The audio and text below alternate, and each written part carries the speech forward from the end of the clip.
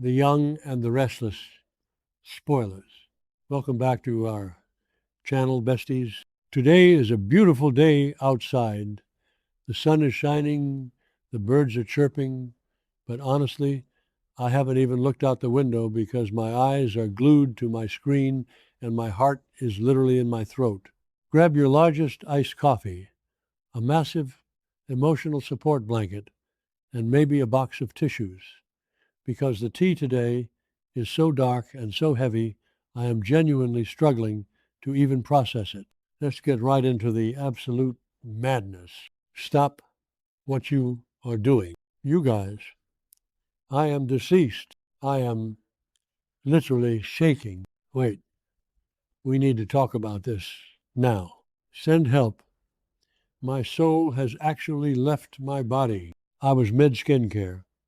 Literally had a charcoal mask smeared all over my face and dripping onto my favorite vintage rug when this news broke on my screen, and I literally had to yeet my phone across the room. I am hyperventilating right now. Nicholas Newman, the golden boy, the absolute staple of Genoa City, the man we have loved and yelled at for decades, has straight up overdosed. Yes, you heard me. An overdose, and not just a little scare, bestie. This is an astronomical, world-ending, cinematic, mayhem level of tragedy. I am personally offended and totally unwell.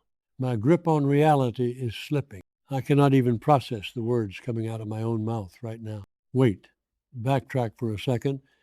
I missed a step because my brain is visibly buffering from the sheer audacity of this plot. Basically, the police called the Newman family. Imagine that phone call. Just imagine the sheer, unadulterated terror of that ringing phone breaking the silence at the Newman Ranch. Actually, speaking of the phone, did anyone else notice that the ringtone they used for the Newman Ranch landline sounded genuinely so weird, like it was giving 2005 Nokia vibes, which is honestly so unhinged for a billionaire's mansion. But whatever, I digress. The police told them that Nick had suffered a massive drug overdose. The absolute panic, the chaos. I am clutching my chest because I am literally too unwell to handle the gravity of these events. The police just bluntly delivering that news. Nick de Sejong Matui, Kualiu, just like that. No sugarcoating. My jaw is permanently attached to the floor. So the entire family rushes to the hospital, and besties, the scene at the ER is a high-octane psychological masterpiece. Nick is in critical condition. They have him on oxygen. Tubes are everywhere. Machines are beeping, and don't even get me started on the vibes in that hospital room. The lighting was so stark and blue and fluorescent, it literally made my own skin look washed out just watching it on my screen, which is a total aesthetic nightmare. But back to the main event. The doctors come out to speak to the family, and the prognosis is straight up apocalyptic. Nick has suffered severe brain damage. I am screaming into a pillow right now. This isn't just a physical injury. His actual brain is severely compromised, and it gets worse. Did I say that yet? My brain is mush, moving on. His body is basically destroyed. The doctors literally stated that his internal organs are failing. They are no longer intact. The drugs have ravaged his system so completely that his organs are shutting down one by one. Cơ thể của anh ấy bị tàn phá nặng nề. Các cơ quan nội tạng đã không còn nguyên vẹn. I am genuinely spiraling over the choices that led to this. Like Nick, bestie, be for real right now. Why didn't you just stay in rehab? Why did you have to check out against medical advice and go to that dingy motel? I am physically vibrating from the sheer audacity of his terrible, terrible decisions. Oh, hold on. I should have mentioned this earlier, but remember Marie, that neighboring addict from the motel, and Sienna, who literally went and found the drugs to sell to him. They are officially on my do not perceive list. I am so done with them. Nick was so vulnerable, fighting the psychological warfare that Matt Clark planted in his head, and instead of getting help, he basically threw his entire life away for a high. And now look where we are. His organs are failing. I am pacing around my living room looking like an absolute maniac because I cannot contain my stress. Okay, wait, I'm glitching. Okay, back to the hospital. The statistics, you guys, the numbers the doctors gave are genuinely the most terrifying tea ever. They told the Newmans that Nick has a 5% chance of waking up. 5%. I am deceased. That is practically nothing. That is a statistical margin of error. And to make it even more of a messy, unfiltered, emotional train wreck, they said there is a 70% chance he is going to die. 70%, I am literally hyperventilating. How are we supposed to accept this? How is this my life right now? This situation is now my entire personality, and I am not okay. I am straight up having an existential crisis on behalf of fictional characters. Let's talk about Nikki. Poor, sweet, traumatized Nikki Newman. The woman just got her eyesight back. She just survived a massive MS flare-up, a brain tumor scare, being blind, and the absolute mess of Victor kidnapping Jack. She was just planning a romantic vow renewal in Venice. And now she is standing in the ER, sobbing uncontrollably. Genuinely, the sound of her wailing, it personally attacked my soul. I felt it in my bones. She was gowcock in a way that just shatters you. I am manifesting a total dumpster fire for whoever enabled Nick, because seeing Nikki break down like this is straight up unacceptable. She is a recovering addict herself. Do you know how much it destroys a mother who has fought her own demons with alcoholism to watch her son literally die from addiction? It is a 10/10 cinematic tragedy. And Victor, you guys, Victor Newman was crying. The mustache was sobbing. Do you understand the gravity of this? Victor Newman does not cry unless the world is literally ending. He was standing there watching his golden boy, the son he has fought with, manipulated, loved, and tried to control for decades, lying there with a 5% chance of waking up.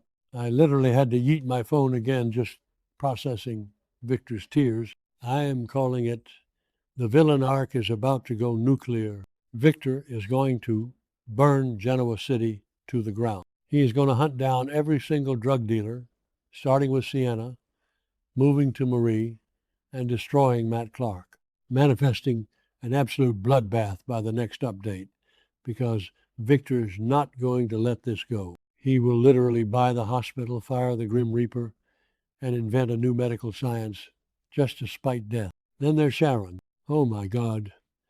Sharon, send help. I cannot even talk about Sharon without wanting to burst into tears. She is at the hospital, sobbing her eyes out, and all I can think about is Cassie. Did I say that yet? Wait, yes, Cassie. The trauma of losing a child, and now she's losing the love of her life, the father of her children, in a hospital room that probably smells like rubbing alcohol and despair. She is screaming, crying, completely falling apart. It's giving major, I cannot even energy, but like, in the saddest way possible. Sharon has been through too much. Martin Laurent, Matt Clark, the breast cancer, and now this. Bestie, be for real. The writers are out to get her. She is completely broken.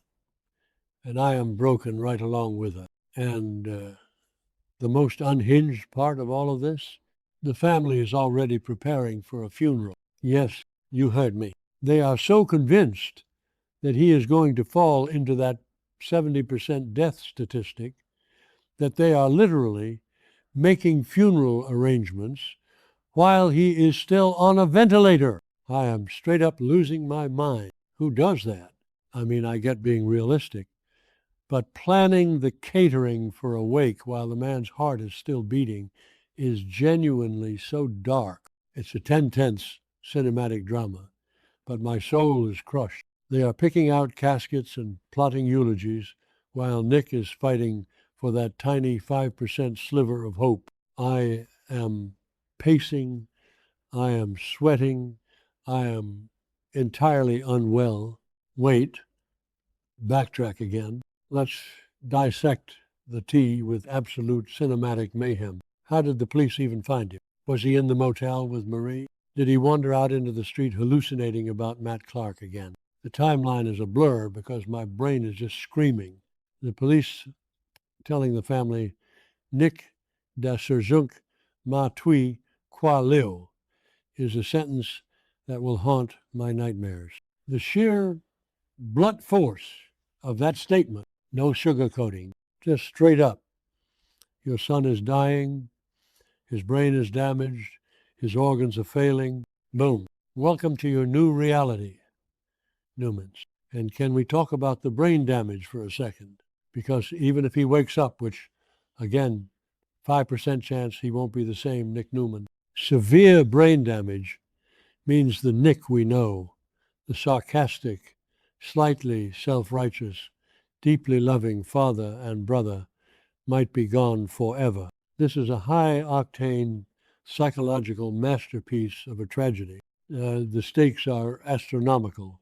I am clutching my pearls, my iced coffee, and my emotional support pillow all at once. What if he wakes up and doesn't remember Noah? What if he doesn't remember Summer? Oh my God. Summer. And don't even get me started on the vibes of the rest of the family finding out. Imagine Victoria. She's been so busy making out with Kyle Abbott, which is honestly so unhinged. And now she's going to find out her brother is basically brain dead. Imagine Adam. Adam is going to lose his mind. He was just trying to save Nick from Matt Clark in Vegas, and now this. Adam is going to blame himself. He is going to spiral into a dark, spider-level depression. The entire Newman family is about to collapse like a house of cards in a hurricane. I am literally shaking just picturing Adam walking into that ICU and seeing his brother hooked up to those machines. I genuinely need to take a deep breath because I am physically vibrating. Okay, breathes. Nope, didn't work. I'm still freaking out. The fact that the organs are no longer intact, what does that even mean medically? Like, did they explode? Did they just dissolve from the toxicity? The medical jargon was so intense, I felt like I was watching a true crime medical documentary on Fast Forward. It is basically the most insane, world-ending tea ever. We are invested. We are not just watching. We are living this trauma with them. My heart rate is literally at cardio levels right now, just sitting on my couch. And what about Noah and Summer? Oh my God. Summer is going to come back to town probably with a whole new face if those recast rumors are true, and her dad is going to be in a casket or a vegetative state. The emotional damage this is inflicting on me is straight up illegal. I am personally attacked by this storyline. They are basically ripping my heart out, stomping on it, and serving it to me on a silver platter. I literally had to pause the episode, walk around my living room, and scream into a pillow for a solid 5 minutes before I could even resume watching. Wait, I'm glitching again. Let's talk about the funeral prep. Are they going to bury him next to Cassie? Oh my God, I can't. I literally cannot. The aesthetic of a Newman funeral is always so dark and brooding, with the black umbrellas and the dramatic rain. Tangent. Why is it always raining during soap opera funerals? Like, does the weather just know? Genuinely, it's such a weird trope, but I am here for the drama. But Nick Newman, he's too young. He's too iconic. He has too much hair to be buried this soon. I am spiraling into a million different directions, and none of them are making me feel any better. I'm calling it right now, manifesting a total dumpster fire by the next update. Victor's going to use his endless billions to hire some underground black market doctor to try and reverse the brain damage, or he's going to build a hospital wing just to keep Nick alive on machines forever. There is no way Victor Newman just accepts a 70% chance of death. He will literally fight the Grim Reaper in a boxing ring before he lets Nick die. And if he finds out Sienna sold him the drugs, or that Matt Clark pushed him to the brink, besties, we are about to witness a level of vengeance that will make the Red Wedding look like a children's tea party. Okay, my brain is officially mush. I have spilled all the tea, I have screamed, I have cried, and my charcoal mask is completely ruined and flaking all over my shirt. This situation is so unhinged, and I am so deep in the lore that my grip on reality is entirely gone. Besties, pray for Nick, pray for Sharon, pray for Nikki and Victor, and honestly, pray for my sanity, because if Nick Newman dies, I am officially boycotting everything. I am too unwell. I need to go lie down in a dark room and stare at the ceiling. See you in the next update if I survive this emotional train wreck.